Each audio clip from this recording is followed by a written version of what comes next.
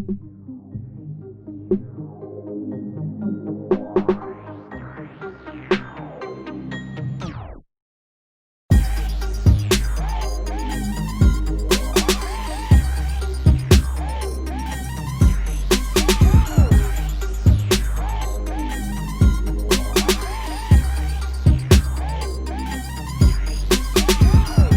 are now tuned in to the Cosmic Combos Podcast, your number one source for accurate, relevant, and thought-provoking astrological conversations in the podcast nation. The place where stars and minds align.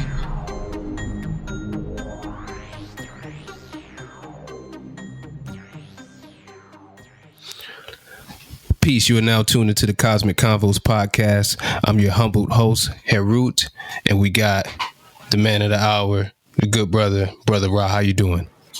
Oh, peace, King. I'm doing quite well. You know, enjoying life, taking it one day at a time. Yeah. I hear that, man. Same thing over here. You know, so before we get rolling, this episode is brought to you by Push It Forward Media Group and Purusha Astrology. You can go check out Push It Forward Media Group. Check out our newest projects at pushitforward.com. That's pushitfwd.com, and follow us at Push It Forward on Instagram. And brother Ra, how do we get tuned in with Kala Purusha? Right now, we've got one primary way that you can get through to some great information with regards to astrology. That's on Kala Purusha Astrology on YouTube. You can definitely follow me on there. And I've got one video that's definitely getting some great reviews, and another one soon to come, again on the United States of America. And you can also follow me on IG at Shechem Ra, or Shechem Ra at IG, and also you can follow me on follow me at Shechem Ra on Facebook. So those would be the main two ways that you definitely can get in contact with me if you're interested in more great information in this vein. All right, good deal. So before we get into today's episode, we got a couple questions, from our people out on the various platforms on social media. You ready for some questions? Let's get them.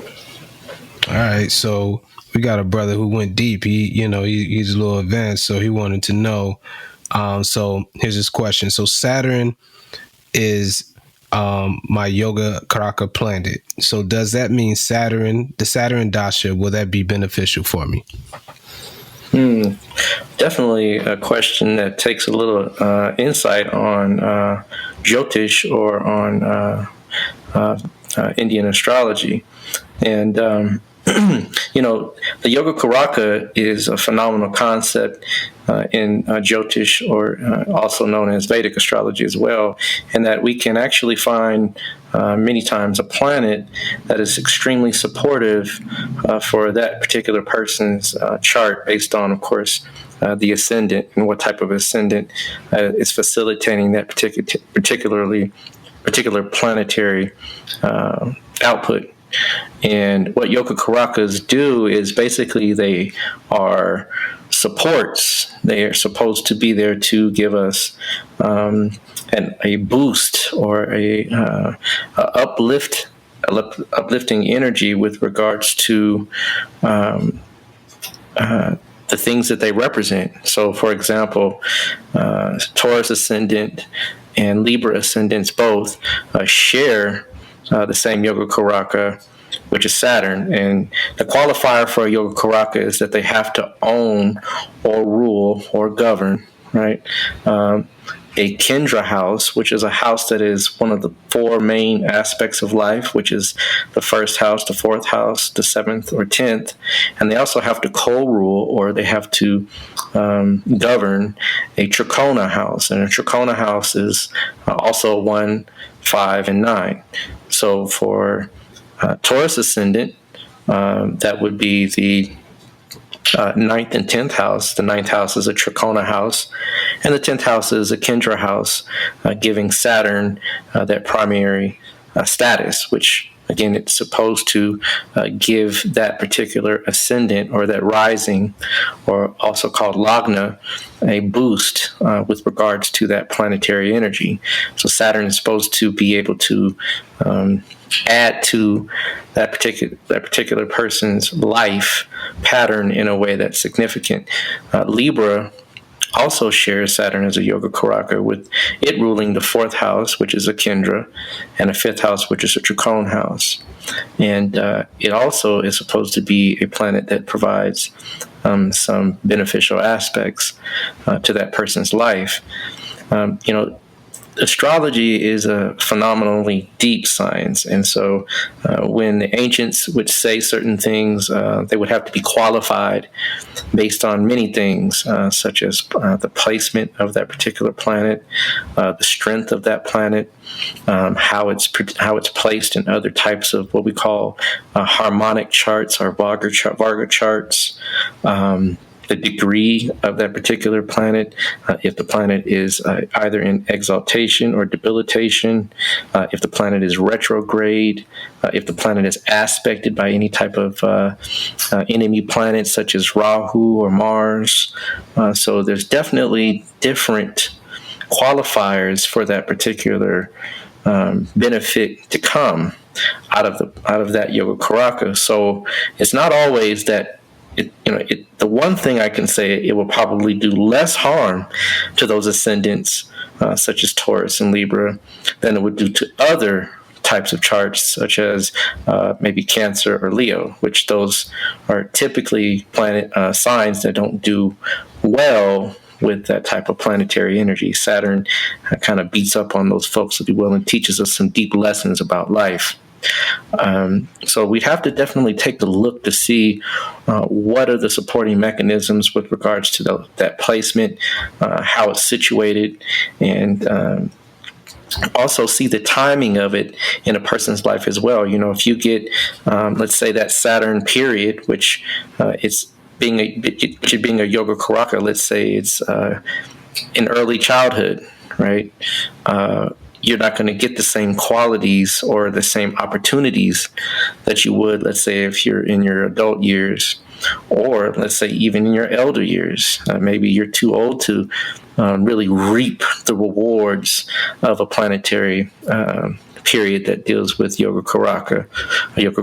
So all of these things have to be taken into consideration when we really try to gauge and judge how that planet is going to do for us in its particular planetary cycle.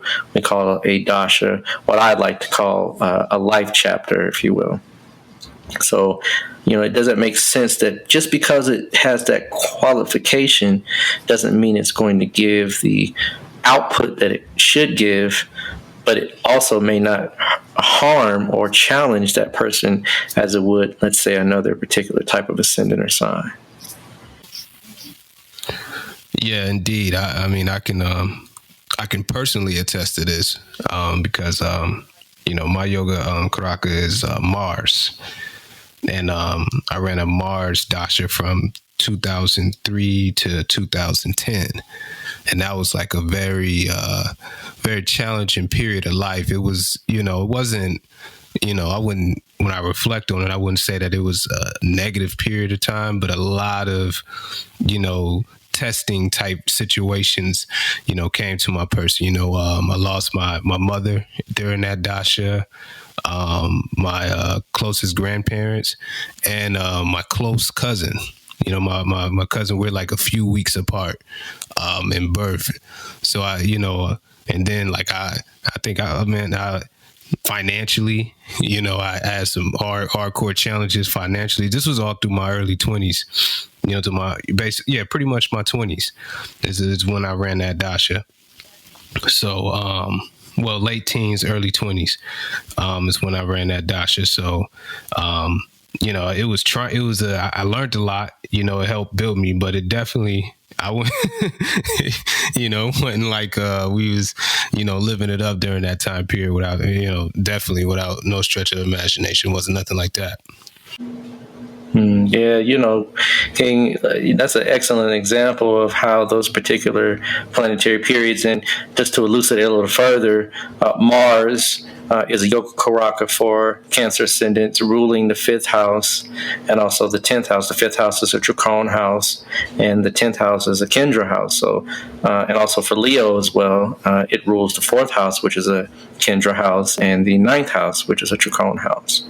So both of those houses are definitely, both of those charts are definitely supposedly, and I say definitely because there is some other imports when it regards to a Yoga Karaka and its life chapter or dasha period, and that it could have definitely done more damage or harmed you personally had it been, or had you been maybe another type of ascendant, let's say even a Gemini ascendant, which can definitely do damage for them in many ways. But if I'm correct, Atef, your Mars is in your 4th house, correct? Right, so that puts it in Libra. And so just knowing a few things about that particular arrangement, Mars being in your 4th house, i.e. of mother, right, shows the challenge with regards to losing, one of the closest people in our lives, the woman that gave us birth, your mother, right? It also, being that it rules the 10th house, it's kind of like in the sign that's its antithesis, right? Libra, which is ruled by Venus, doesn't do particularly well with Martian energies, if you will. So the planet is somewhat weakened in a sign that's opposite to its natural ruler. And so with that being said, not only that, we have to look at the degree, right? We have to look at other planets that are with that particular planet. So any type of conjunctions, any type of yogas, right? Those will also have a great impact on that particular planetary period if the planet is being aspected by something that is not supportive or conducive to that particular planet's energetic output. So, Mars being in the 4th house can definitely bring issues to the home. Right? Issues to the family, right? Issues to the mother, issues to education, right? Those are areas that you might find when that particular planet, and let me also say this as well, let me put this out there so that people can understand how these things work. Saturn is still Saturn, right? It's not going to change its overall nature, right? Because it's now your best friend, right, or your best planet, and Mars as well, right? Mars is Mars, right? These are both malefic, what we call malefic planets, and malefic is not bad, right? We need malefics in our life to really give us strength and the endurance and the drive to overcome some of the things that can be challenging in life. So, it's not negative in the sense that malefic is bad or ill or, things like that. But it's just there to challenge us and to wake us up out of our slumber, if you will. And if I'm correct, I believe your Mercury is conjunct Mars. Yeah, Mercury, right? Is that correct? Yep. Right. So Mercury rules the 12th house, right, of loss, right? Not only that, Mercury rules the 3rd house, and the 3rd, if you count from the 12th, if you count from the 4th, going around to the 3rd house becomes the 12th to the 4th, meaning loss of anything that deals with the 4th house, so loss of mother, right? So that alone, right, can change the overall feel, the overall manifestations and the overall output of even a planet that is supposed to be extremely beneficial for us with regards to our life chapters, or what we call or what are called dashas in Jyotish, which is the proper term. Some people say Vedic astrology. I would also say Indian astrology. So, that is just to show, bar none, and even say sun, if I throw that in the mix, that's a whole other aspect of it, because the sun in Libra doesn't do so well, and the sun in the 4th house loses a lot of strength, which is regarding Dikbala, and so does Mars. Mars loses a lot of strength with which deals with Dikbala, directional strength, right?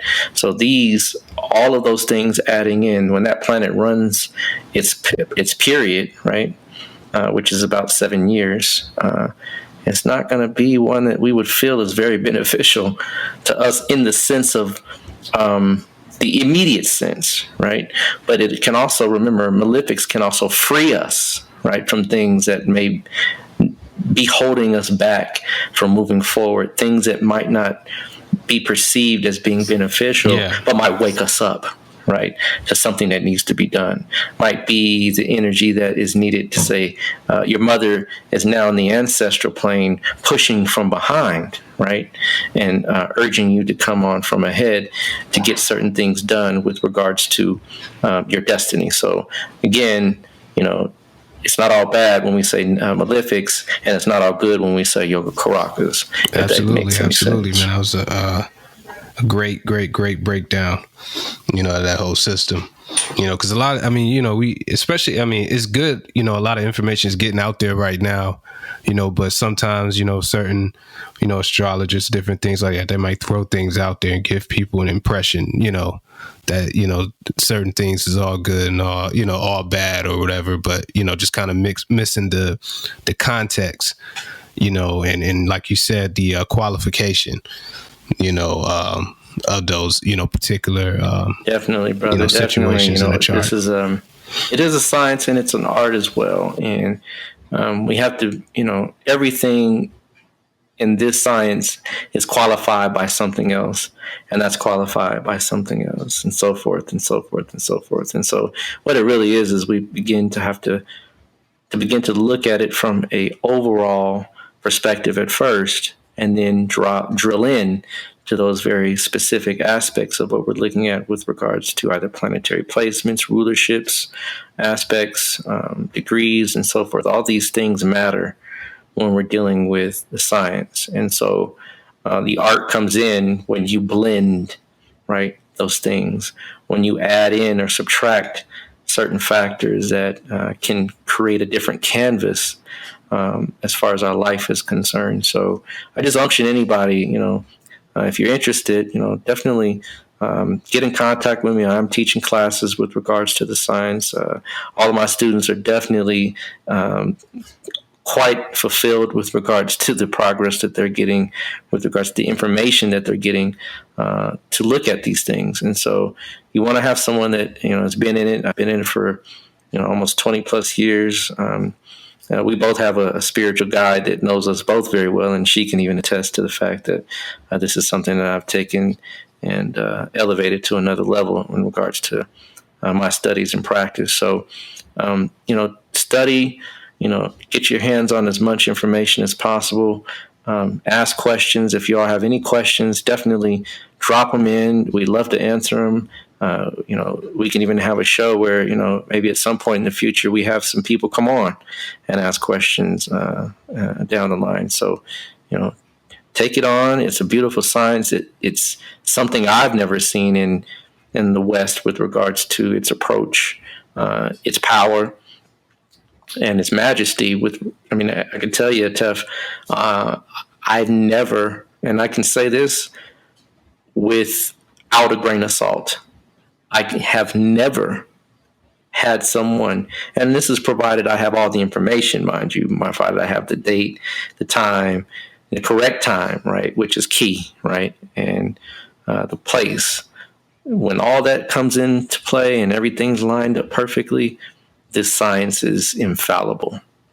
You will not ever, and I say ever with emphasis, ever have someone tell you that you're wrong. Right. And I'm not talking about predictive science. That's a whole nother apparatus, right?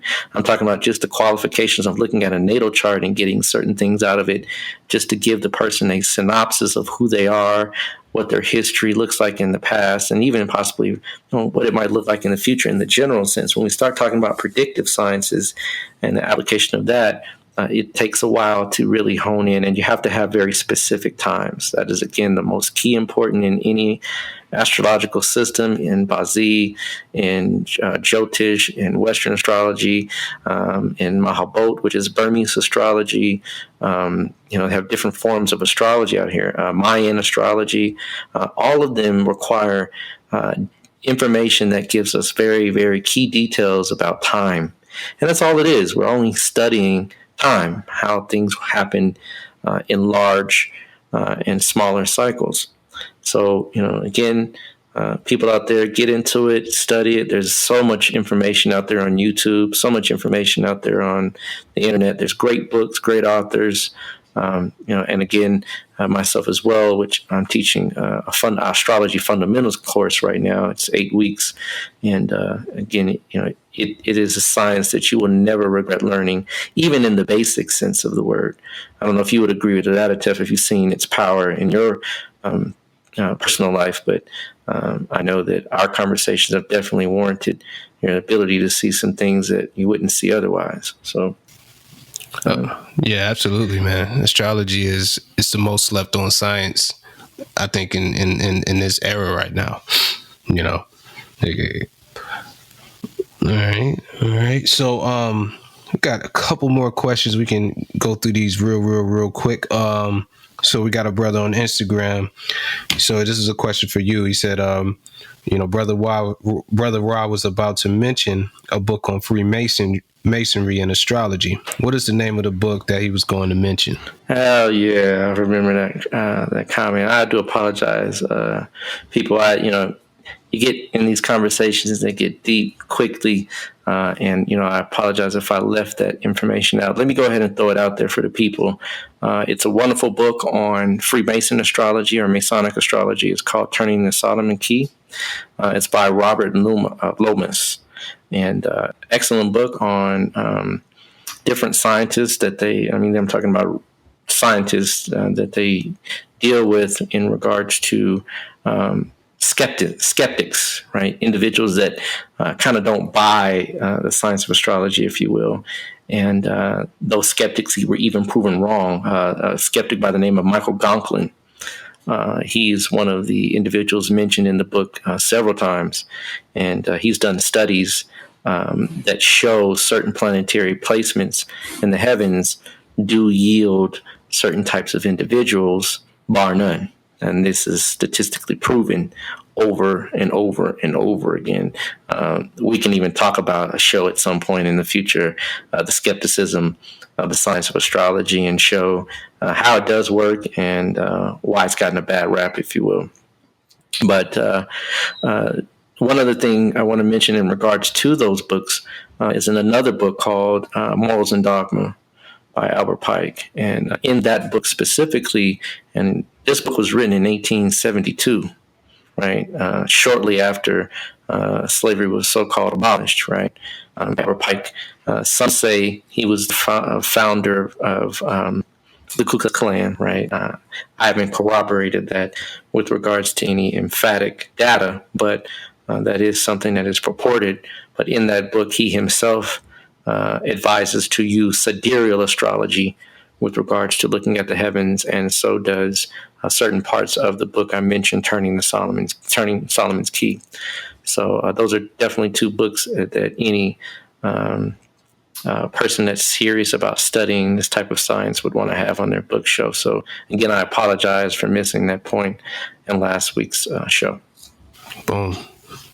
That's excellent. So, got one more question, and this question is going to segue us into our topic for the day. Another comment from Instagram is they suggested that maybe in a future episode we could do a show on an African country and explain the past, its present, and possibly some future predictions regarding that country. What you think about that? That's an excellent question and excellent topic for us to delve into at some point. There's plenty of African countries we could touch upon to explore the science in regards to the portents and the omens that come down from the heavens and show us what's going on the ground.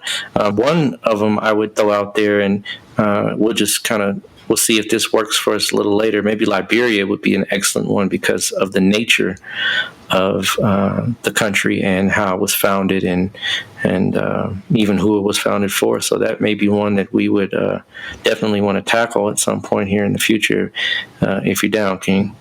Oh, I like it. I'm definitely down for that. Indeed, So yeah, that's it for the questions. But today, that last comment kind of segues us into our topic for the day. We're gonna, kind of get into the area of astrology called mundane astrology. Where we deal with the the astrological significance or indicators of a country or city or any non-actual person, for lack of a better term. And so what cities are we going to go over today, Brother Ra? We are going to deal with two cities that have definitely, it's easy to spot with regards to the drama, if you will, surrounding that city, the things that are shown with regards to the ability to see the city and its astrological imports. And before we get into those cities and really touch upon them, there's a few things I want to touch on with regards to this form of astrology. Now, the form of astrology that most people are familiar with is natal astrology, and that is just basically where we take your birth time, my birth time, anyone's birth time, date, place, and we create the chart and we start to explore certain psychological underpinnings with regards to that person's personality, characteristics, and proclivities. That's one aspect of it. There's another aspect, and there's a few, right? And we'll get on to the ones that we can get into. There's also even what we call a muhurta, or what they say electional astrology in the West, where we create a specific time to do something where we're trying to maximize the forces in the heavens to gain some momentum on the ground and trying to create either a business or buy a home or have a child or things of that nature. And there's many, many, many things we can use in regards to that astrology. Yeah. But this typical form of astrology is called mundane astrology. And mundane astrology is something that the ancients used to forecast, to give an understanding of how and what and when things would happen in regards to a nation, right? In regards to a people, in regards to a specific locale or area where there's a commonality and a common theme. And over time, and I think I even mentioned it in the last show, that this is a science that is used in secret these days, right? Astrology is, again, been given kind of a bad rap as being a pseudo, quote-unquote, science. And it's far from that. But the ancients used it, and they still use it to this day. In fact, we talked about it in regards to the elections, right? How America contrived and created the election process with regards to certain times when they knew that it would be beneficial to the powers that be to have the people so-called cast their vote, right? And that's a form of understanding of how mundane astrology works. But we also can apply that same science in looking at cities. We can apply it in regards to looking at countries, businesses, institutions, large institutions. I'm talking about, institutions that have been around for periods of time over 120 plus years, such as educational institutions, charitable institutions, and so forth. I mean, there's a great number of ways we can apply this type of science, but being that it is so potent and powerful in regards to being able to forecast, and not only forecast, but even get an understanding on the past and what's happened. The science is just, it's phenomenal. You can't even imagine. And we're going to have some definite fun here talking about these next couple of cities and really see, that it is true, in fact, that astrology being applied at this level is 100% accurate.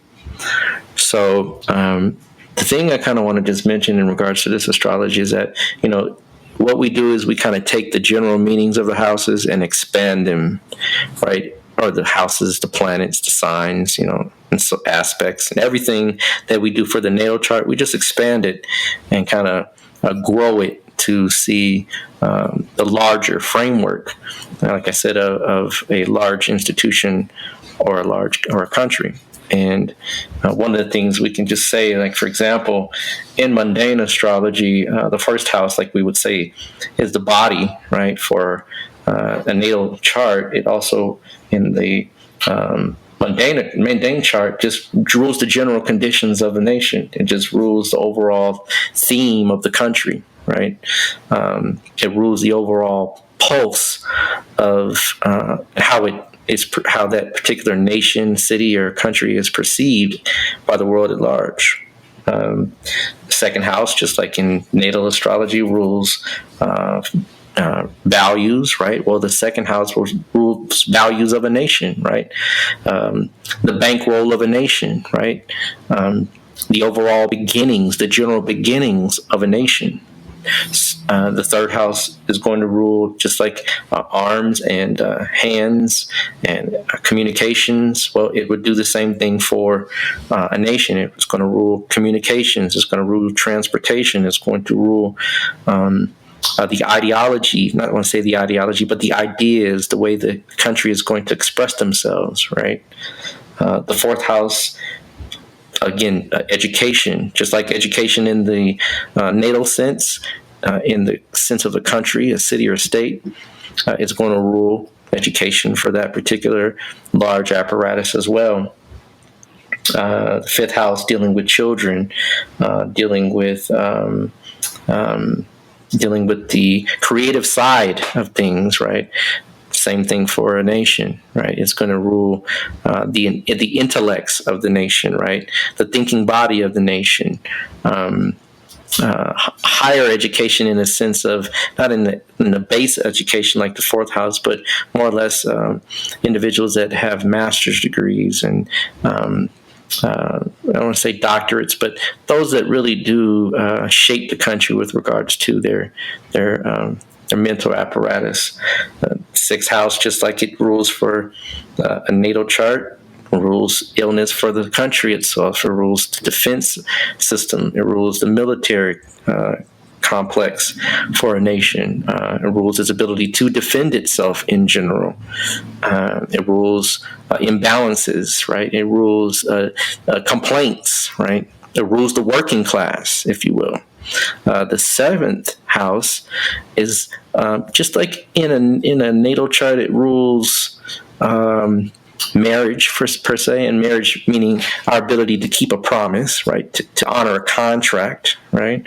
To uphold the other party, if you will. Well, in a nation, it rules business, right? Foreign affairs, right? The ability to deal with opposition, if you will. Because the seventh house is also the house that is opposite to ourselves as well.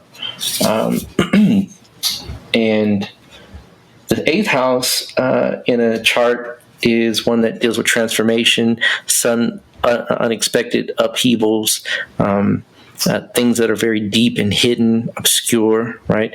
Well, in a nation, it rules the similar things with regards to corruption, with regards to tumultuous events, right? Even other people's money. If the nation borrows a great deal, right? Whether or not it pays it back. and we can go on, right? I mean, we go all the way around. So, it's just the same thing, but expanded, right, to encompass a large number of people, a large body of people. And with that being said, we definitely can, dive on into a chart here. One of the most famous and well-known cities, and that's Los Angeles, California. And Los Angeles, California, the chart itself really shows what it stands for, bar none. It's a Libra ascendant, right? And many people may not know kind of what that means, but Libra is ruled by Venus, right? And Venus is the planet in fact, Venus itself is the third brightest body in the sky, second at night, right? Third in comparison to the sun and the moon, right? Second in comparison to the moon at night. So it's a very, very bright object. And that brightness calls forth the shine, if you will, right? And that shine is just like, Los Angeles is a city that it shines, right? It has a lot of impact, not only with regards to the United States of America, but the world at large, right? And so being ruled by Venus, being Libra, it definitely shows the city of many things, right? We also know that Libra is the sign that deals with the opposite sex, if you will, right?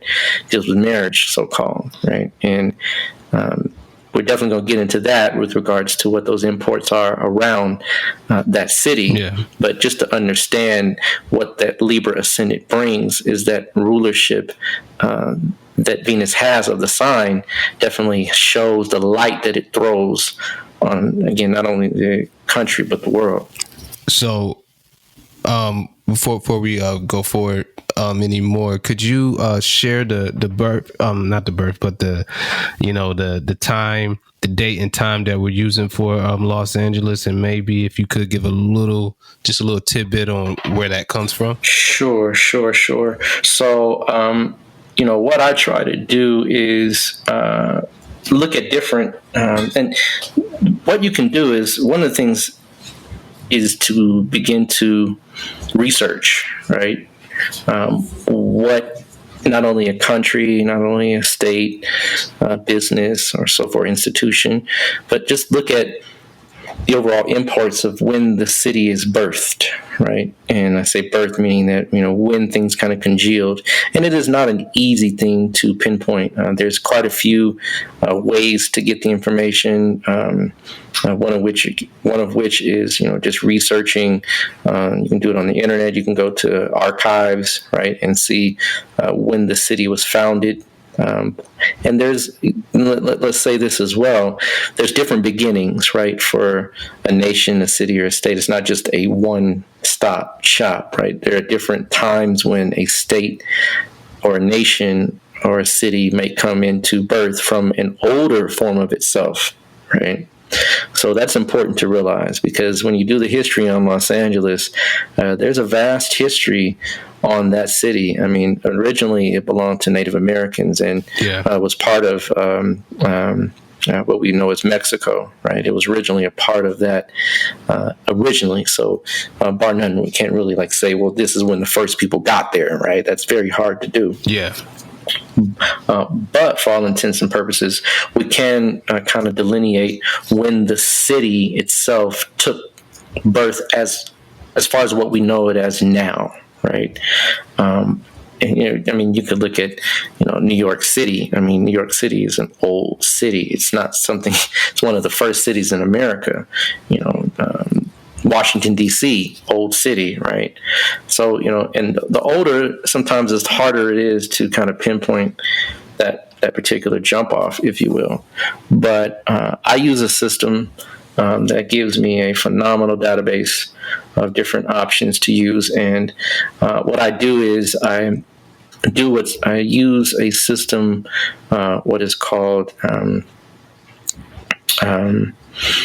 rectification. right? And rectification is when we take a date and a time and kind of play with it and kind of use different dates and different times to kind of see which is the best time and really what does fit based on certain events, like the Los Angeles riots, earthquakes, disasters, things like that. We kind of use that to kind of gauge or understand what is the specifics of that particular start time. And so just to kind of give you the data for this particular city, Los Angeles, California was birthed on September 4th, 1781, right? So it's fairly old as well. Yeah. And the time that I can say is fairly accurate, and other people might have other times, and you can test it.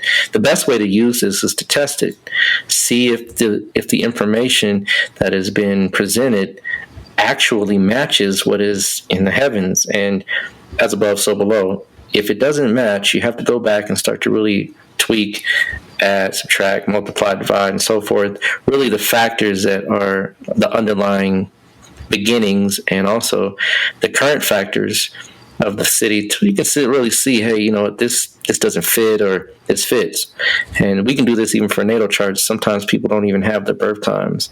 And it is a tedious process, King. It's a long, arduous process to get that specific time. But again, it can be done and has been done for these particular cities. So again, Los Angeles, California, the date is September 4th, 1781, and the time is 9:18 a.m.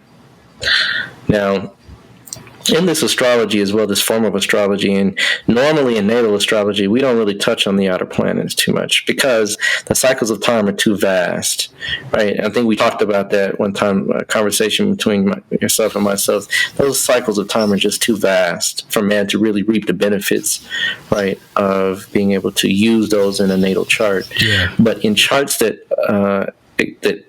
are beyond, when we deal with things that are beyond, or objects such as city-states or city-states or countries or institutions, objects that are beyond the 120-year cycle that's been so-called allotted to man. And so, you know, the country, right, has the benefit to reap the rewards of a Uranus cycle. And, you know, Uranus is a funny one. I can use Uranus to some degree in a natal chart because the cycle itself happens, you know, it takes 84 years to make one grand cycle. So it takes about 7 years to transit one sign. So, you know, some of us do get to live at to 84 years, right? Yeah. And, you know, we get one cycle, right? But who masters things the first time around, right? So, you know, is definitely one that it can be used with some expertise. If you're using it, you would definitely want to tighten it in a natal chart. You definitely want to tighten it up, you know, to within 3 degrees, 2 degrees, 1 degree of a planet or a cusp. Right. So you want to have it right on that degree. I mean, literally, I would prefer 1 to 2 degrees really to be safe, but sometimes 3 degrees will work as well. And the further degrees, the less the impact. And when you get up to 3 and 4 and 5, 4 and 5 degrees, the person's not going to literally necessarily feel it. They're not going to be able to perceive it. It's going to be very hard to see. And that's only Uranus. Neptune, if you maybe even have it like conjunct at 0 degree, there's maybe no degree difference. That's right on that same degree. You might get some imports with Neptune and Pluto, of course. They've even declassified Neptune as a so-called planet, so if you will. I mean, but you know, Neptune takes 248 years. Neptune takes 164 years. Pluto takes 248 years to make one complete circuit. So, again, you know, in natal astrology, you have to use it with a very keen eye if you're going to use it at all. We have Rahu and Ketu to kind of provide those strange factors, if you will, in a natal chart. But in a mundane chart, we definitely can use those outer planets. And so they give us a very deep understanding of the things that go on within a large group of people, wherever they may congeal. Yeah. So moving in, right, to Los Angeles, again, we said that it's a Libra ascendant, right? Mm-hmm. And Libra again is ruled by Venus, so we can all see the city of stars, right? The city of Hollywood, and Hollywood is its own city, believe it or not. It is its own city. It has its own chart and everything, but the city of Los Angeles is there as the undergirding. And let me say this as well: when you look at a chart like this, you want to take into context the nation as well, the state that it's in, and also just the geographic location. All those things you want to add into the equation to really get an understanding. But the city of Hollywood is founded on the back of Los Angeles, right? So we can kind of speak about them in some synonymous way. Yeah. And so Los Angeles is known as the city of film, right? It's the city where everyone moves to when they want to become a what? Star. Right. Hey, right. And Venus is called the bright and morning star. Yeah. Star, right? So right there, right? We can see, right? The theme is tight. Right, we can tighten that up pretty good, right? And Taurus is also ruled by Venus, right? But Taurus is an earthly ruled sign. It's an earth sign. It doesn't give the same imports that Libra does with the talents, the arts, right? In fact, Libra and the liberal arts, right? They almost sound the same, right? Yeah. They have kind of the same, right? Similar undertone with regards to the way the word has been structured. So, getting deeper, right, into this particular science with regards to Los Angeles, one of the things is that we all know, right, that Los Angeles is known for its traffic, right? We all hear about, and I've even seen and witnessed myself firsthand, that traffic is something else, man. You could go maybe 10 miles, man. And if you're not in that inner area, right, in that locale, if you're trying to get on that highway, man, it is a beast, right? I mean, it's not something you want to do, right? And people that commute, they commute. I mean, they expect to be in traffic at least an hour, hour and a half. If I said at least, right, it could be 2 hours, man. It could be 2.5 hours, depending on, where you're going from and where you're coming from and where you're going to. Yeah. So, the chart itself holds some definite, powerful answers with regards to that particular situation. And so remember, we said that in a chart in a city or even in a nation, or a state, you want to look to the third house to see the transportation system, right? Because again, it's how we get around, it's how we move, it's how we do short distance travels within the context of that thing itself. Yeah. And so the third house houses Mars, right? And Mars is a malefic planet. Now, again, malefic doesn't mean bad, right?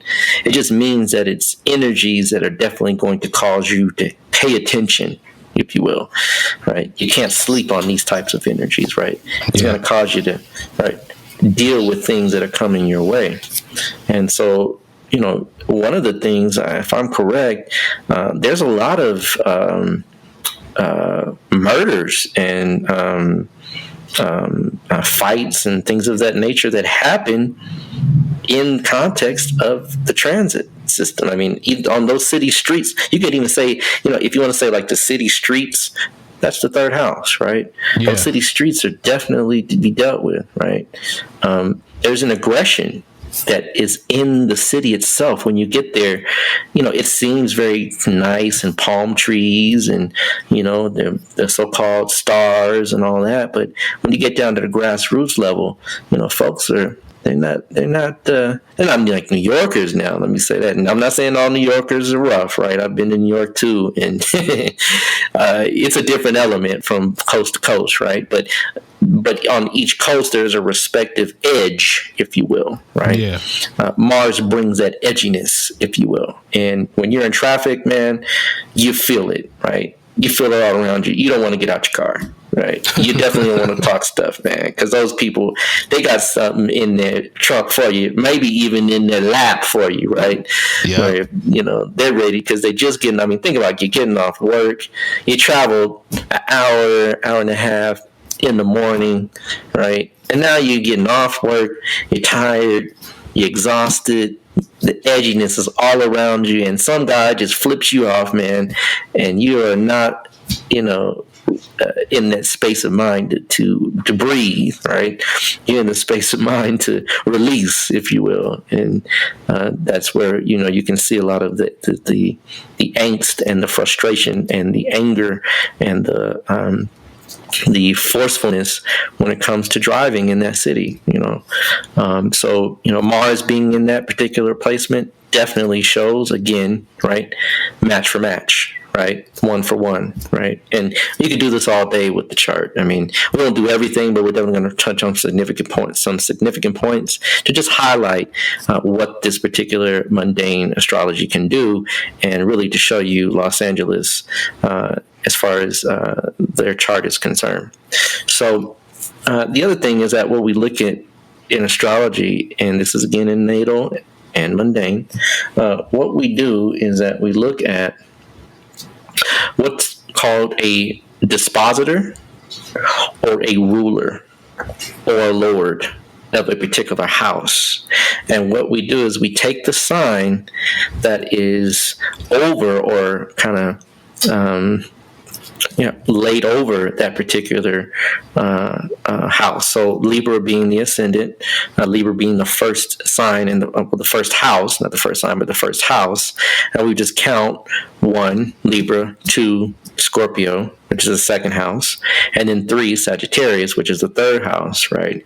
And so that third house is ruled by Jupiter. The Lord is Jupiter, or the dispositor is Jupiter. Well, we want to use that to see kind of what are some further, things that we can understand about that traffic, about that particular apparatus with, in a city or in a large body of people. And so Jupiter ruling that particular house, it's with, when we say with, we could also say conjunct, right? It's with Saturn. And Saturn is another malefic that literally restricts, constricts, delays, right? Creates obstructions, right? In regards to anything that is dealing with, whether it be the house that it's in, or the planet that is with, or the house that planet rules. And so now we have 2 factors.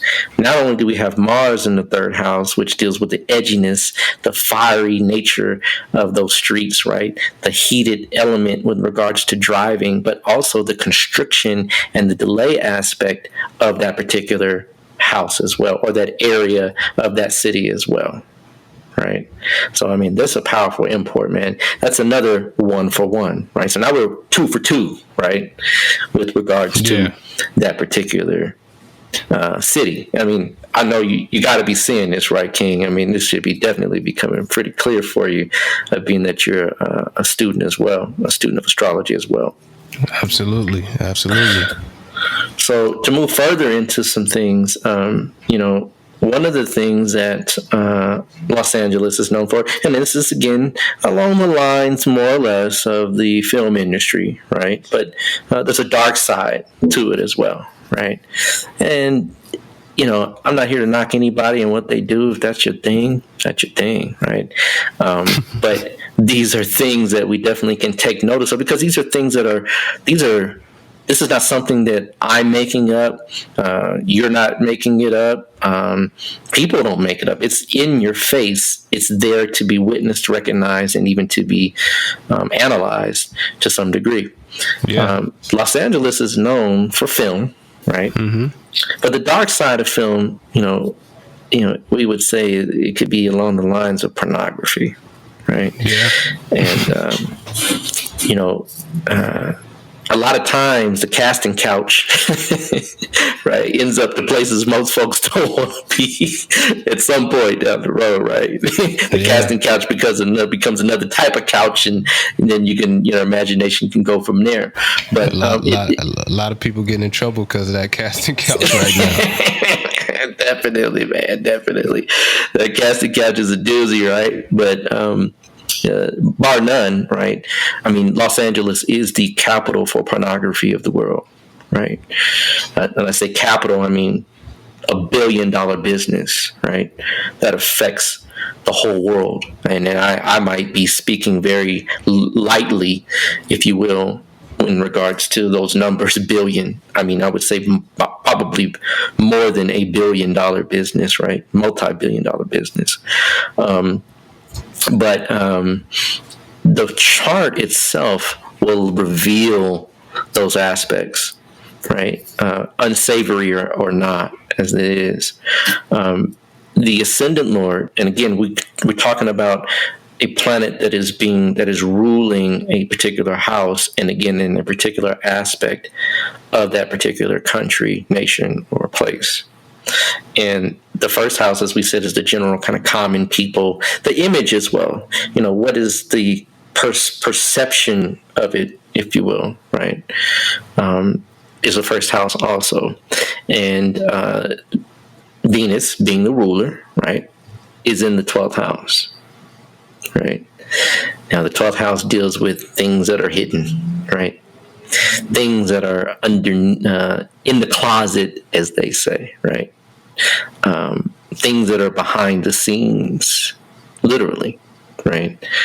Things that are not readily seen in public in the naked eye, with the naked eye, right? You don't see these things, in the park or in the newspaper, or they're not published in the mainstream sense of things.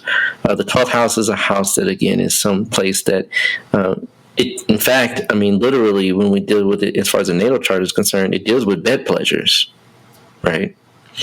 And so we can expand that and apply those bed pleasures to a city, right, that deals in, right, filming those pleasures, right? The ruler of that particular city is in that particular house. It's in the 12th house. And to add insult to injury, right? And not all times is debilitation bad, and not all times is exaltation good. And these are astrological terms that we gauge the strength and the quality of a planet, right? Yeah. But Venus being in Virgo, right? It doesn't do the best that it would, let's say, if it was in, let's say, Libra or Taurus or even Pisces, right? It just doesn't do the same, it doesn't have the same level of strength. It reduces that strength to almost nothing, right? There are other qualifiers that can give it some lightening it up. It's called Nietzsche Bang Raja Yoga, which is a cancellation of debilitation. It really doesn't cancel it, right? You still have those negative imports and aspects to it, but sometimes a negative can become a positive, if you will. The negative can switch certain things on and cause the opposite effect to happen, even though the negative has to happen first in order for the positive to come. But that's a whole nother topic, a whole nother show. But it being debilitated in the 12th house, another way we can show, right, that yes, there is another, now we're 3 for 3, right? Now we're showing the pornography industry with regards to being the underbelly or the underside of the film industry, what the city is known for, right? And Venus, again, is movie stars, right? It is the planet of stars, movie stars, right? The film industry on the light side, right? And so it's in a house and the 12th house is also the house of loss, right? It's a house of escapism, right, as well. So, I mean, this is 3 for 3. I mean, when I saw this, I'm like, it's lined up so perfectly, man. You couldn't even argue it if you wanted to, right?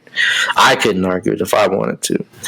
There's just, it's a consistent way we can see, one thing after another thing after another thing after another thing that shows that this is definitely the chart that is affiliated or akin to Los Angeles, California. Now, remember I said that we also use the outer planets, right, in this scheme of things, right? And so, I mean, the country is fairly old, right? 1781, it's at over 100 and some odd years, almost really 200 years, right? Well, let's see, 1781, 1881, 1981. So it's over 200 years old, right? So we've almost got a whole Pluto cycle in there at 248 years. America, in fact, is just a little bit older at 1776. So America will be getting its first Pluto return here very shortly. Right? First Pluto return, if you will. Right. You trying to get that Pluto return, Tough? We're trying to make it, man. We're trying to see if we can make it. It's going to be interesting to see what happens, right? Yeah. And it takes 21 years for Pluto to move through one sign. So this is not something that's just going to, be a bleep on the radar screen, right? This is something that's going to be slowly accumulated and built up to crescendo, if you will. And it is going to be interesting to see in the next 40 years of how this country is going to go. As you can see right now, as we discussed in the elections, it's up for grabs, right? Yeah. It's definitely up for grabs. So, back to the outer planets, we have a planet in the 12th house with Venus, right?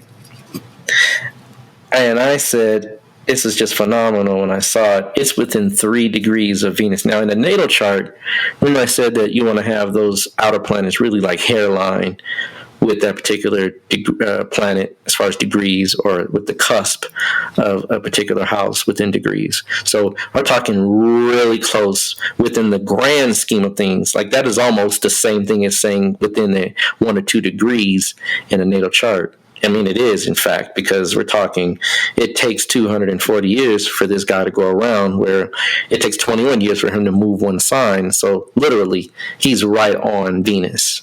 Right? Neptune is right on Venus. Neptune is at 14 degrees, 1 minute, right? Virgo. Venus is at 17 degrees, 9 minutes, Virgo. So right there, Neptune is sitting. And here's the other thing. It's so crazy because Neptune, according to astrology, is the planet of film.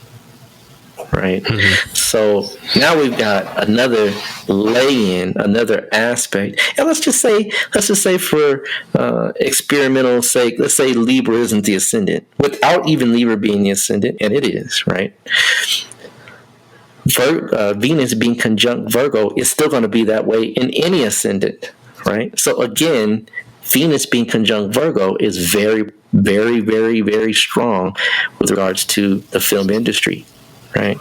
Yeah. And in the 12th house, therein lies the pornography aspect. Therein lies the hidden aspect, the underbelly, right? The not so savory side of things, if you will, not the public side of things, if you will. So Neptune's in the 12th house, and the 12th house also happens to represent film as well. Right. So, I mean, we got another perfect lay-in for this particular chart to belong to this respective city. And so the last thing I want to mention before we move on, and let me know if you have any comments or anything you want to add in, King, at any point. But the water system, right, in Los Angeles, and I've even noticed for years, man, Los Angeles had a river. Say had a river, right? Yeah. And it's no longer there. Right? They have a canal, man, that the water used to flow into. I mean, it's gone. Right? Gone. I mean, I think you might see a puddle here and there, right? I was in Los Angeles a couple times, and I didn't know they had a river, man. I was like, what's that? Oh, that was the Los Angeles River. It was. What happened to was? Oh, yeah, it dried out. I'm like, wow. Now, well, you see them in the movies all the time. Yeah, right? You do. In fact, you do. When I took a trip there, it just, it was like weird because you see a big canal that's empty. Like it's like seeing a pool with no water. It's like, where's the water, man? And it's like, yeah, it's gone. And then being here, most folks have never seen it in their life, man. Our age, they've never seen it, right? Not in the way it was intended, I'm sure. That's different. So, definitely different. But there's 2 planets that govern water in a chart, right? And I know some people would attribute water to the moon. I mean, that's just pretty obvious, right? The moon governs the tides in the ocean. In fact, there's some people in ancient times that would use the moon to catch fish, right? To do fishing, right? They would literally know how to catch fish based on that lunar cycle. So the moon is definitely important. I mean, as far as tracking cycles and being able to do things with regards to manifest. I think they still use that today. I think some fishermen still use that today. They very well may be. They very well. I'm sure they do if they have any intelligence, because the moon obviously has some effect on the Earth in many ways. Not some, has many effects on the Earth and people too, right? Because of course we know planets affect people, but yep. The moon rules water, right? No doubt. Right, no doubt. But in the scheme of things, and my knowledge expands beyond astrology. I've studied many different subjects. I've been in a couple of schools of thought, and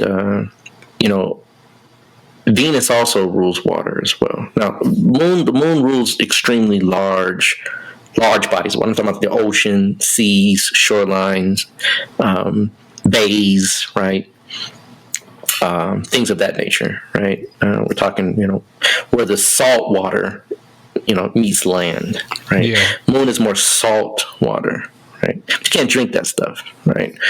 You drink salt water, you're gonna want more water, right? So it's not something you can ingest per se. And a doctor. Right, and a doctor, right? You're going to need a couple things, right? And some antibiotics or something, right? To deal with whatever you ingested, right? Especially nowadays, right? 150 years, 200 years ago, you might be able to get away without a doctor, but nowadays, yeah, it's stuff in those oceans, definitely. But it rules oceans, right? In other words, it rules really salt water, right? But fresh water, right? Which is really water that accumulates from high mountains and lakes and things like that. It's been filtered, right? It's been run through a process, right? And then rendered, right, drinkable, right? Now, some fresh water can be drank right off the river, right? If you get it at the right place at the right time. I wouldn't advise it, right? But there are some springs, natural springs and things like that can you can use their water. You can drink that water right out the source, if you will.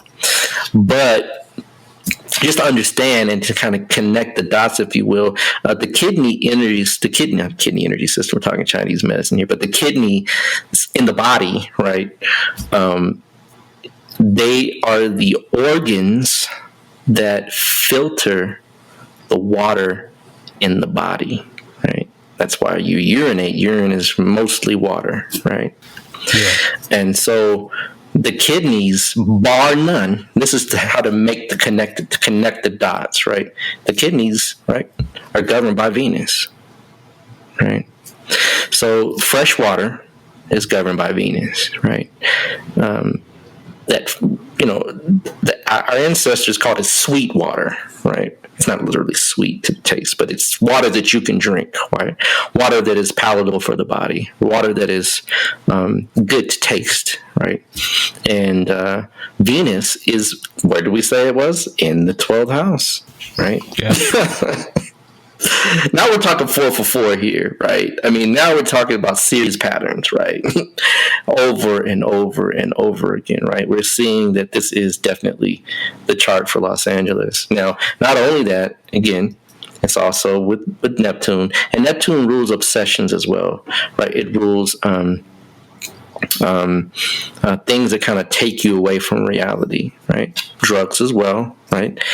I'm sure there's plenty of drugs in Los Angeles. Not to say there's not other drugs in other cities, because there is, respectively. I don't want people to get it twisted and think I'm just jumping on Los Angeles, because that's not true. I'm sure New York, Miami, and all the other major cities have access to narcotics. However, Los Angeles is very well known for that aspect of the city, right?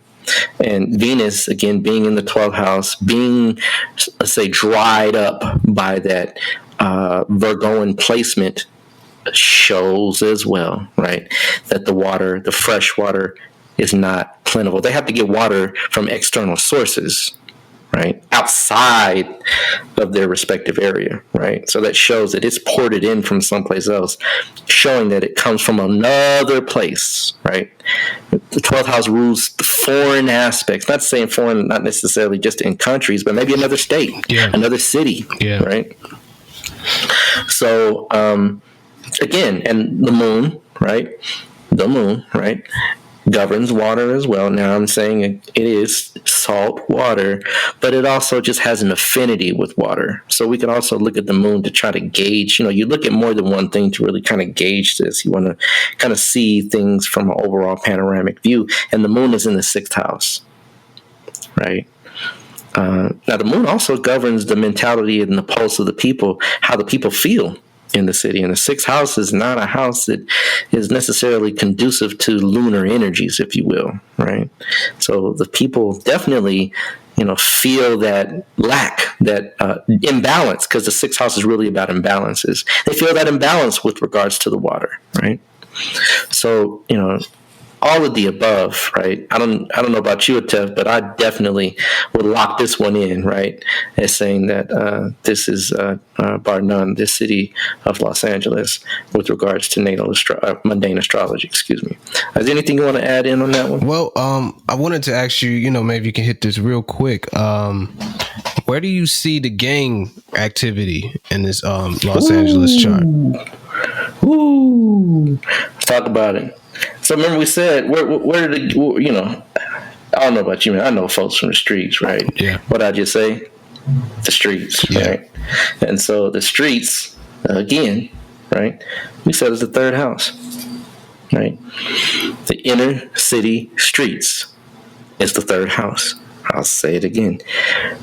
Where cars move, right? Where they transverse, right? Where they go from A to B and back to A, and maybe even A, B to C and back to A, right? That's the streets. Well, what planet did we say was there? Mars, right? The planet of war, the planet of being combative, the planet of being the toughest, the strongest. Only the strong survive, so they say, right? So that makes, again, that's 5 for 5 now. We getting, right? I mean, it's lining up. It's getting there. It's becoming stronger and stronger and stronger and stronger, right? So, I mean, Mars being that mentality that, do or die, right? Me or you, right? That type of mentality is in the streets, right? Right. So, excellent question, King. Excellent question. Again, I'm saying we're 5 for 5 now, right? Yeah. I think we're doing pretty good. I think so. So, we can move on, right? And we'll do this one fairly quickly because, this city is easy to see. I mean, for me, maybe not for everybody, for my person. And I'm pretty sure you'll see it pretty quickly as well. It's one that's been in the news and kind of still in the news somewhat, right? In a nominal sense, in a minimal sense. Flint, Michigan, right? And good old Flint, right? I remember we went to Gary one time, and Gary is a close cousin of Flint, right? I mean, Gary, Indiana, and Flint, Michigan are not far from each other. They're kind of reflective of one another. But Flint, Michigan has been in the news, right? And let's just start with, before we can get in the news, let's just kind of touch on the ascendant, right, if you will. And, just like Los Angeles, right, every city has a theme, right, if you will, kind of overall kind of perception, if you will. And that is a worker class city, right? Yeah. You don't move there to go to become a star, right? Right. You don't go there to try to get big, right, if you will. And it never has been a place where you go to shine, right? It's Virgo ascendant, right? And Virgo is the sign of complexities, right? But it's also the sign of service, hard work, and labor, right?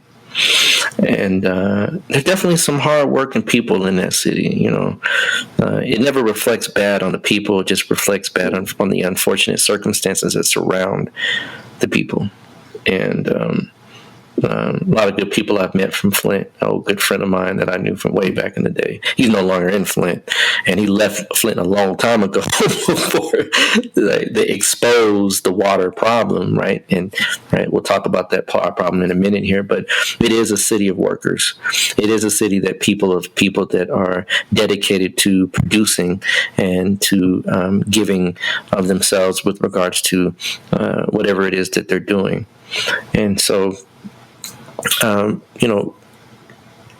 Mercury is the planet that travels the fastest, second to the moon in regards to the heavens. It takes about 88 days for it to make a complete cycle around the sun. So it's one of the fastest moving planets, if you will. And being fast, things happen fast, right? So you'll find that industries, right, are there and then they're gone overnight, right?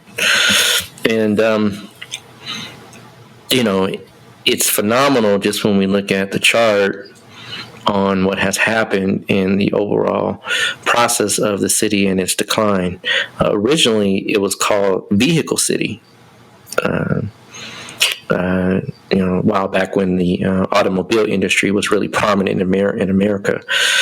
And being Vehicle City, I mean, you can see that, if you're manufacturing, and that's not Venusian, but the Virgoan mindset to manufacture, to build, construct, right, to work out the bugs, right, to make things work, if you will. You need that for vehicles, right? You need that if you're going to be a city that creates cars. So, not only that, right? Remember, we talked about lords, right?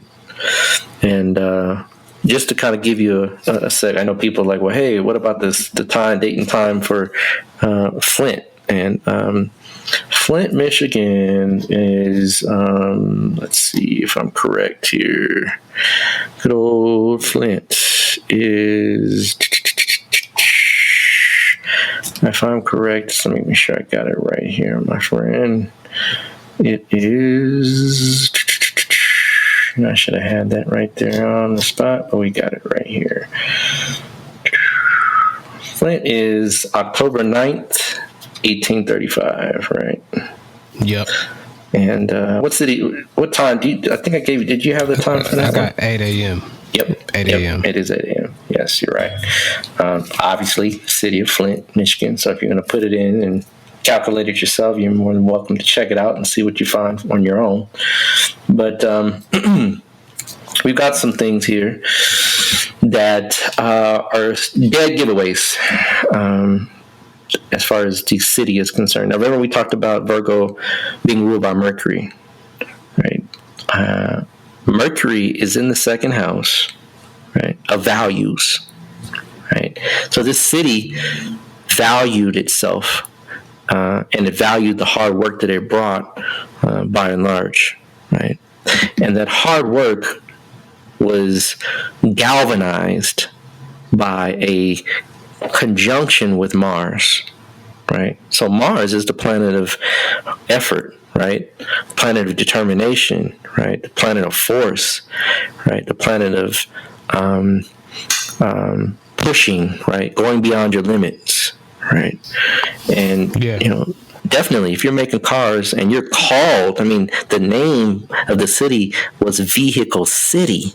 So, you have to be putting in some work to get that name, right, in order to get that title. And so Mars being with, and when I say with, I'm talking about again within 3 degrees. Now, Mars being within 3 degrees is a lot different than Neptune being within 3 degrees of Venus, as we talked about in the city of Los Angeles' chart, right? Mars being with Mercury, right?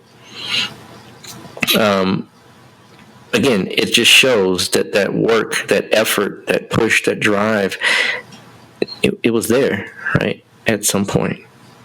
Now it's left. It's no longer vehicle city. Of course, the automobile industry has shifted like completely to a whole nother. It's a whole on a whole nother level. I mean, we have the world at large competing with regards to creating cars. Japan and European countries, China.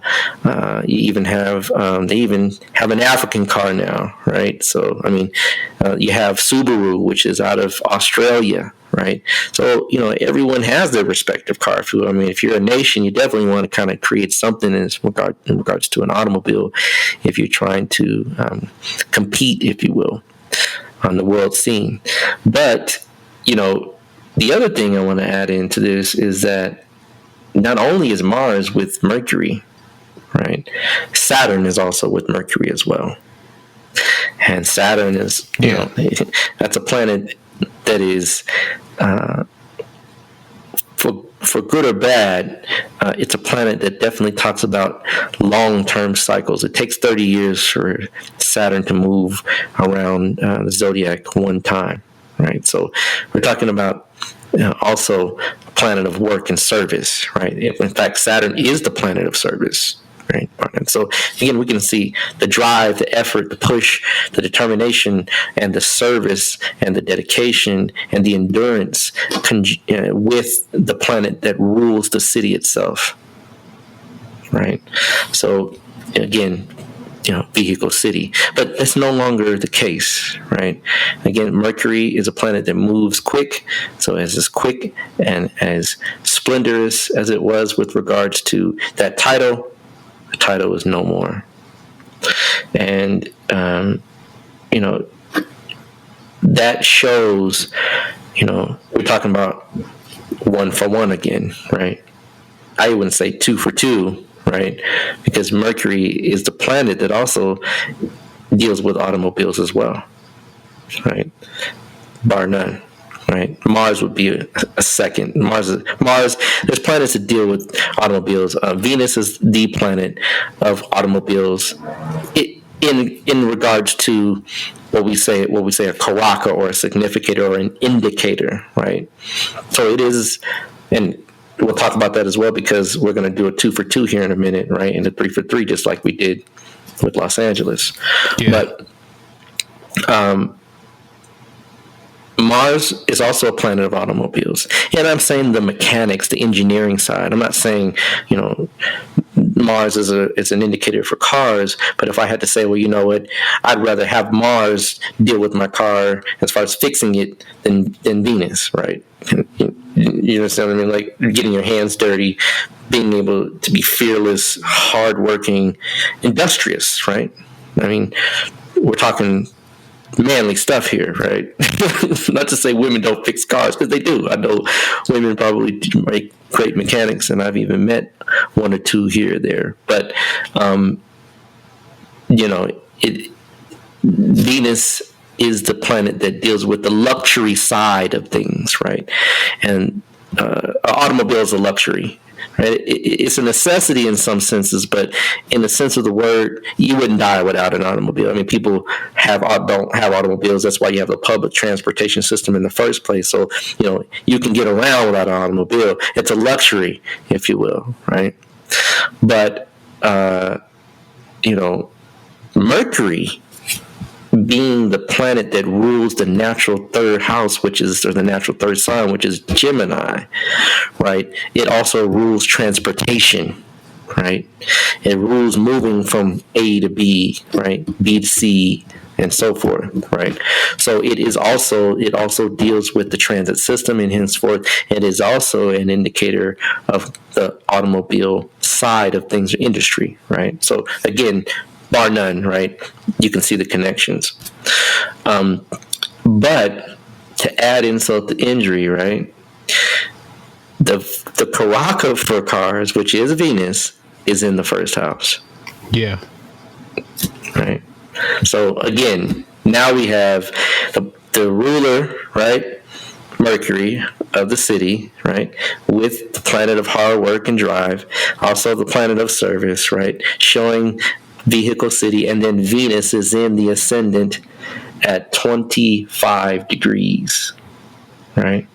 So, boom, again, right?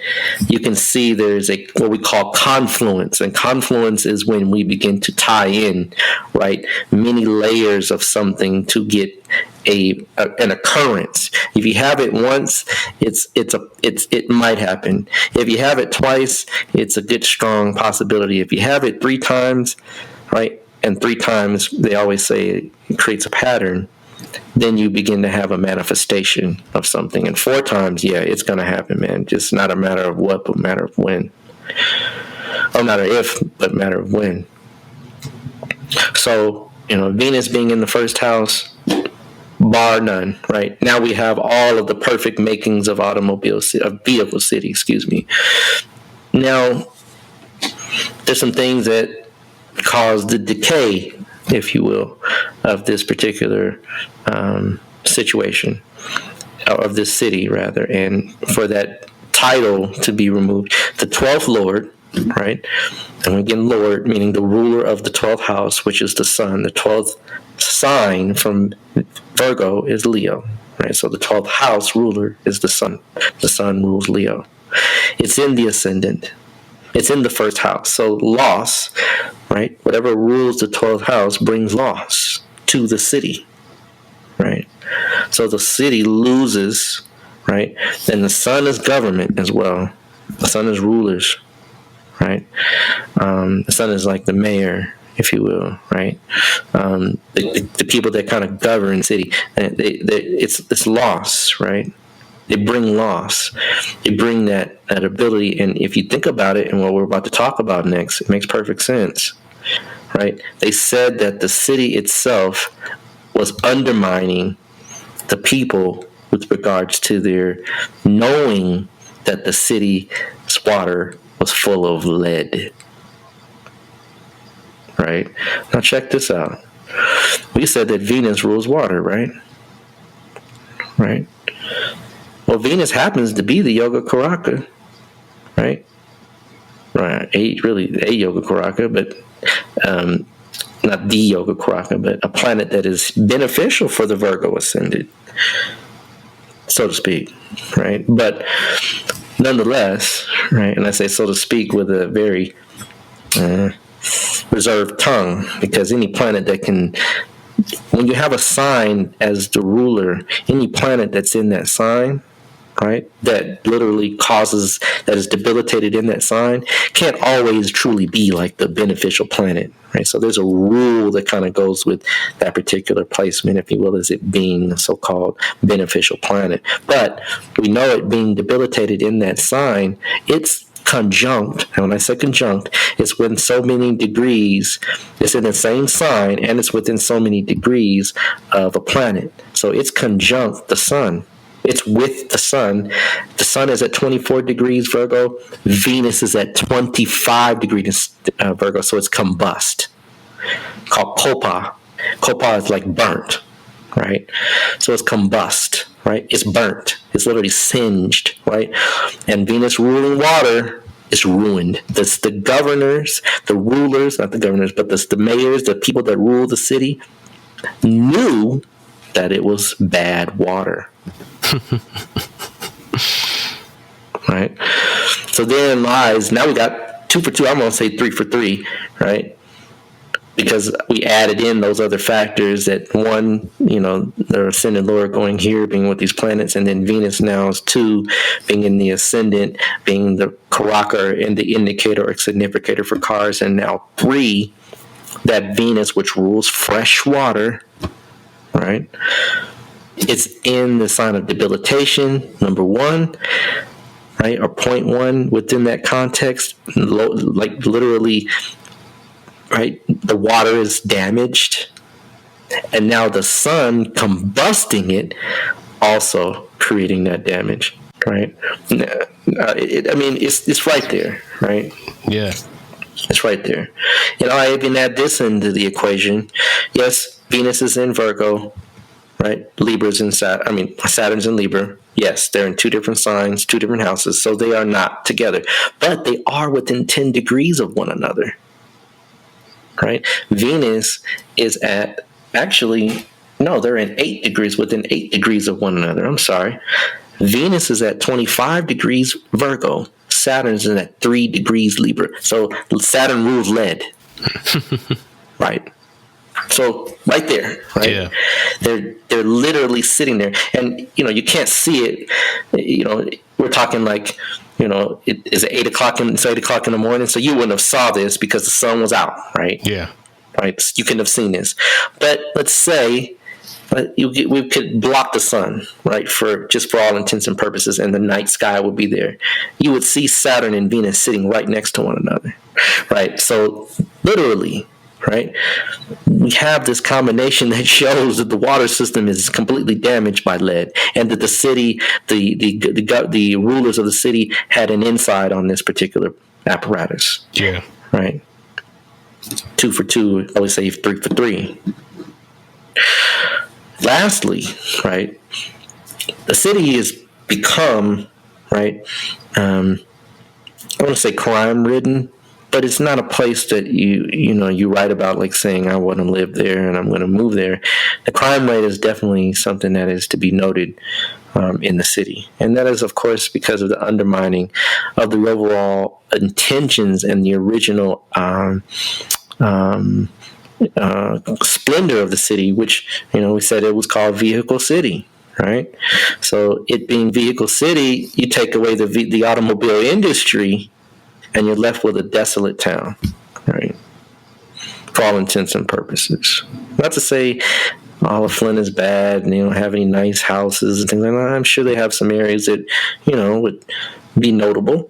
But for the city as a whole, yeah, it's definitely one that you would consider as on the lower end of the spectrum with regards to affluence, if you will.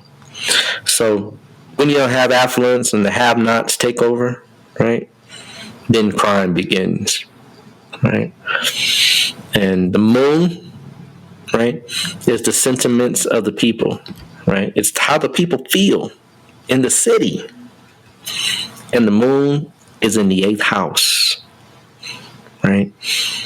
The 8th house is a house that is a rough spot, right? It's a challenge spot.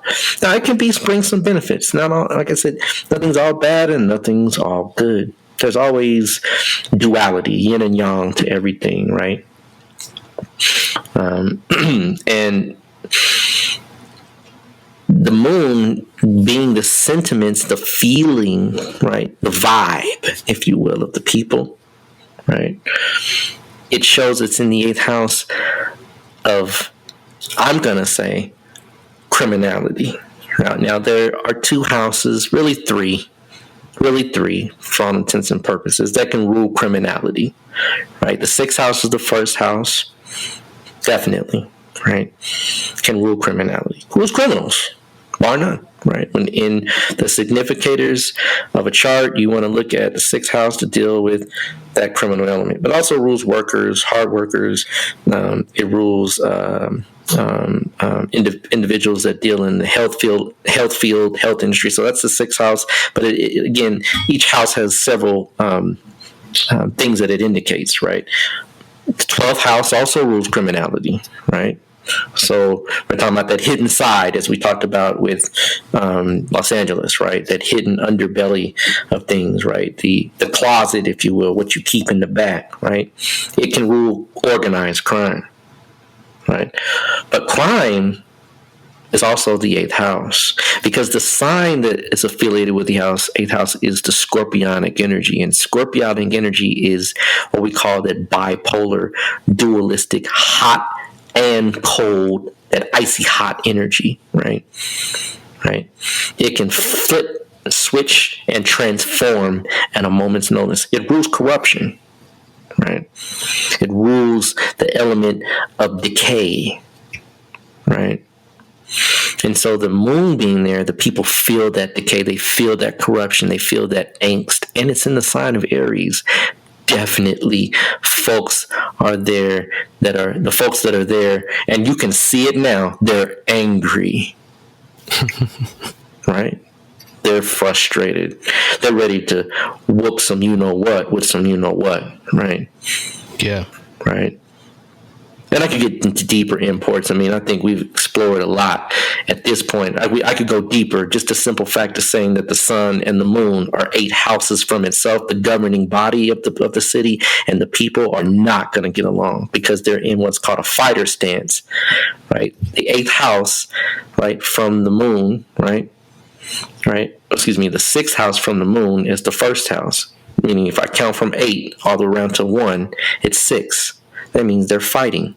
Right, and then if I count from 1 to 8, that means there's some hidden corruptive, right, elements that are behind the relationship between the people that govern, and the actual people of the city itself. So again, we got 5 for 5. I mean, I could keep going, but just for the sake of time, we'll cut it from here. But these are definitely things that you can begin to see that astrology has the power to unravel and reveal with regards to large operations, bodies of people, cities, and so forth. And I didn't even throw in the fact that Pluto, right, is in the 7th house, right? And the 7th house is looking directly at the 1st house, right?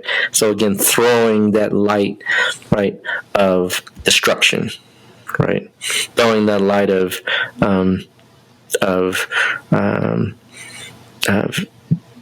being taken under, if you will. Hades is like Pluto, right? In fact, they're the same thing in Greek mythology. Hades and Pluto are the same, and Hades rules the underworld, right? So that Plutonian energy being thrown onto the 1st house, and it's there because we're talking about things that have existed and can exist for long periods of time. It's throwing that light right onto the actual image and the actual general theme of the city itself. So we can see, and we're talking about in opposition to the sun within 2 degrees, Pluto's at 22 degrees, sun is at 24 degrees, directly across from one another. So, 6 for 6 now, right? So, you can see, bar none, that these are the charts for the city. So, we'll definitely be doing some more of this in the future. Again, Liberia is one I would really like to delve into, that we can talk and have some fun with regards to its relationship to the history of African American people, and talk about some of those imports at some point down the line. Is there anything you want to add, or any questions that you have, King, or anything that you'd like to throw out there in regards to these topics? Well, no, I think we pretty much covered it, and awesome. Great detail indeed. So, I think this is a good place to go ahead and table this convo for the time being. And as you all can see, with astrology, we can go.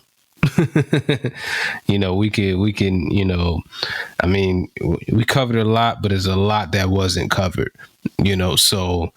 Just listening to these episodes and to this podcast, overall, I think, can help give people a good respect, for the science itself, and, to, hopefully bring it back to its, proper place, and, just in the, people have the right idea when they start thinking about astrology and how strong of a science it is, and how, useful it is to, our everyday lives and such, Definitely. That's one of the things I'm here to do, is to really bring it back to a lot of its splendor, because it's not a dead science, not a lost science, and it's not a pseudoscience. It's definitely, like you said, a tuft that we can use to do many things, to review the past, to look at the future, and to even see the present as far as things that are going on around us, and to unravel things that may not be so apparent sometimes. So I definitely with you on that one. Absolutely. So, again, this podcast is brought to you by Push It Forward Media Group and Calipusha Astrology. You can find us at pushitforward.com. That's pushitfwd.com. Or at Push It Forward Media, or Push It Forward PUSHITFWD on Instagram.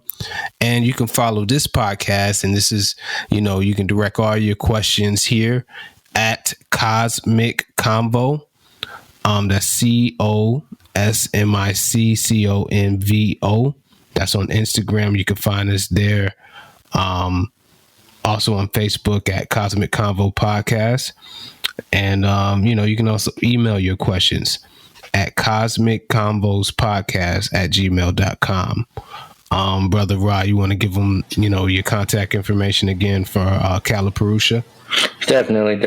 So, again, stay tuned. It is coming. It's just in the works, if you will, and we put things out that make sure that are timeless, if you will, that have some longevity, and it's not just a fly by night and something that is put together in a hodgepodge. This is research oriented and substantiated by, as we did earlier, many fundamental points where we can go over and over and over again to make sure that this is exactly what we're talking about. But you can see there is one up now, a video on Kalapurusha astrology on YouTube.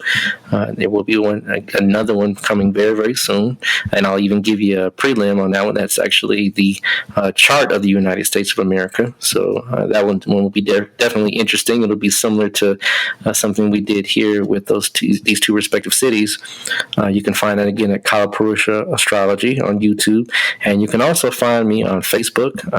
My name on there is Shechem Ra, and also you can find me on IG at Shechem Ra. So if you have any questions, or if you have any interest in this particular science, whether you want to get your chart done, or interested in classes, or even just have any questions, definitely hit me up on those avenues. Indeed. So, that's it for this episode. We thank you all for tuning in. The numbers are looking good. We greatly appreciate you all checking it out and engaging us and asking questions, and look forward to a great episode coming up next week as well. All right, make sure you share this with share this on social media, and share with your family, your friends, and everything like that. And let's go ahead and blow this thing up. All right. So with that being said, peace. We're out. Peace.